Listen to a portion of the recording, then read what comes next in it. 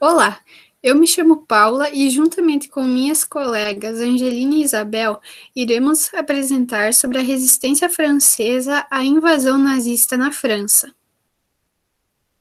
De introdução, podemos dizer que vamos abordar os assuntos: contexto histórico, localização no espaço e no tempo e a relação das causas e das consequências. Na imagem que podemos ver, ela apresenta o campo de concentração francês durante o nazismo.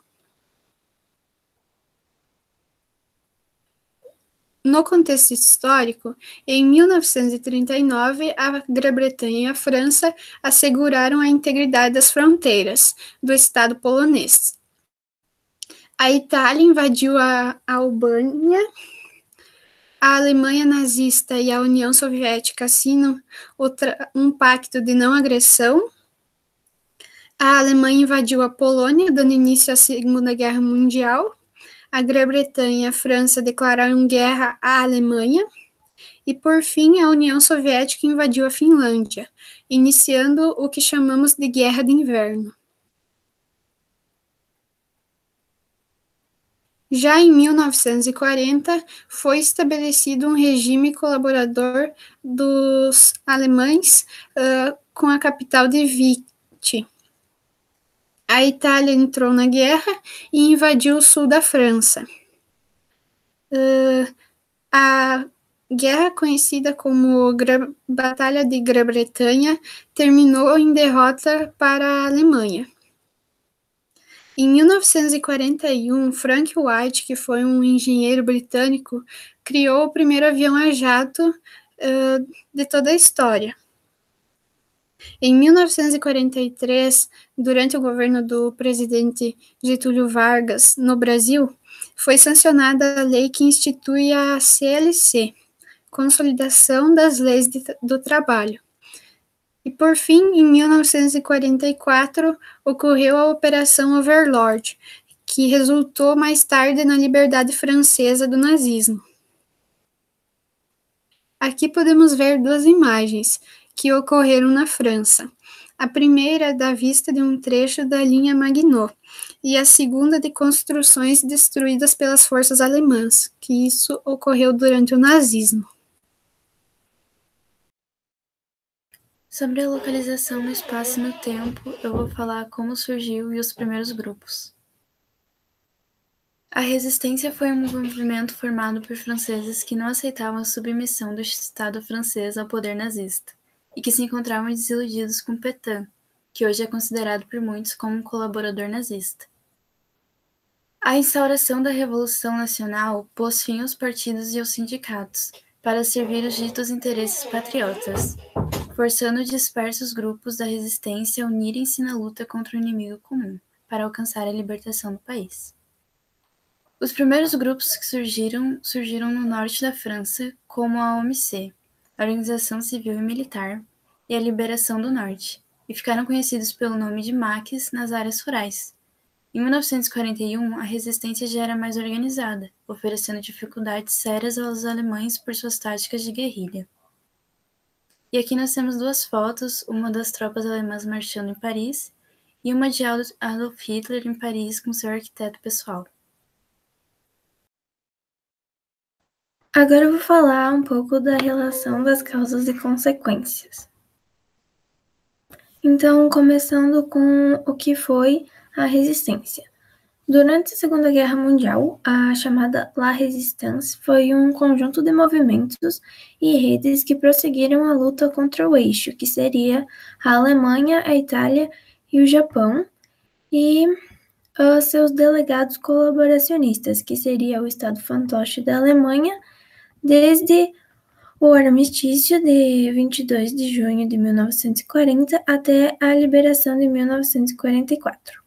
O objetivo era liberar a França da ocupação alemã e do movimento colaboracionista francês baseado em Vichy, durante a Segunda Guerra Mundial. Além da libertação do seu próprio país, a resistência teve um papel importante no auxílio aos aliados em meio ao seu avanço na Europa Ocidental. fornecendo relatórios de inteligência vitais e ainda promovendo inúmeros atos de sabotagem contra as rotas de abastecimento das forças alemãs e suas linhas de comunicação no interior da França. Agora falando das motivações.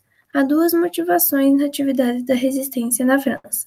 Uma delas, que seria a principal, é a reação nacional contra a ocupação estrangeira, de luta pela independência nacional, e a outra seria a luta política e moral contra o nazismo, contra a ditadura, o racismo e a deportação, o que explica a presença alemã na própria resistência francesa e nas ações antifascistas alemãs entre 1942 e 1944.